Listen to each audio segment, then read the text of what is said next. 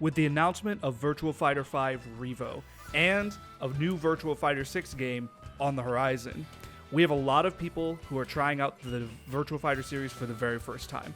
And honestly, as someone who's been playing this game for a little over a year now, I'm so happy. I'm so glad that I'm able to see so many new people want to enjoy this game and fall in love with it the same way that I did. This game is just so dope, man. It's like playing through one of those choreographed martial arts scenes that you would see in a Jackie Chan movie, except you're the one in control. You're the one who's doing all those super cool moves. It's just so much fun. But if you're coming from Tekken like I did, there are some mental hurdles that might give you a little bit of trouble. These games are drastically different. They're built to play totally differently. So I want to make a little series here and hopefully help my fellow Tekken enjoyers make the adjustment to Virtua Fighter and hopefully fall in love with this game the exact same way I did. So let's get into it. So if you're coming from Tekken, one of the first things that you're going to notice is that movement feels a lot different here in Virtua Fighter. In Tekken, your default mode of movement is usually backdashing or sidestepping because they're pretty safe. When you backdash, you can block. You don't have to worry about getting hit out of a backdash. Usually. Obviously, there are things that can still catch you, but for the most part, backdashing is relatively safe. Sidestepping is also pretty safe because you can cancel sidestepping into blocking at pretty much any time. But in Virtua Fighter, it's completely different. Backdashing and sidestepping are really committal, and they're actually pretty dangerous. Movement as a whole is much more committal. If you get caught backdashing, you can actually get counter hit. So I've got a couple commands recorded here. That's a counter hit. That's why it flashes red. So backdashing is not meant to just be done as your default option. And actually in REVO and the 2.0 update on PlayStation, they've introduced a new type of stun. If you get caught while backdashing with certain moves, you can get stunned like this. And that is, you are fully vulnerable during that entire time. You can even get launched like this. That's fully guaranteed. I'm holding the guard button the entire time.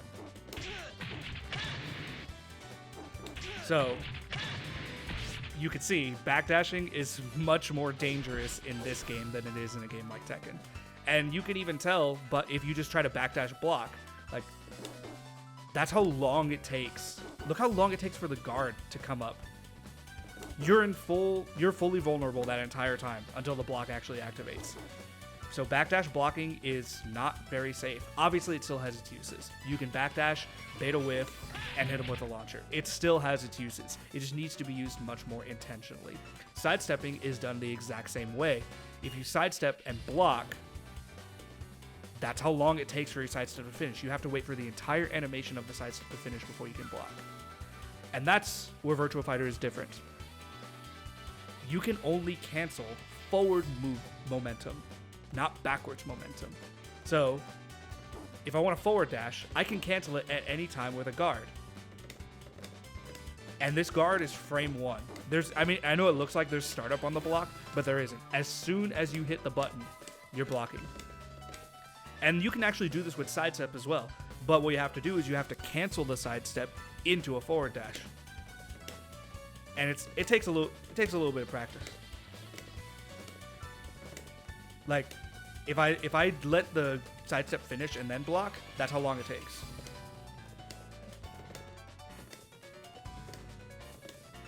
But if I forward dash to cancel it, my sidestep ends much sooner. And you could see me missing it a few times there. It takes some practice. It's definitely something to get used to. But that's one of the main differences. Movement is designed to force you to be aggressive. So, like, playing defensively is really not as rewarding in Virtua Fighter as it is in Tekken. If you're going to play defensively, just stand there and block. Like, moving backwards and trying to create space, while obviously still having its uses, is not the be-all, end-all, default option like it is in Tekken.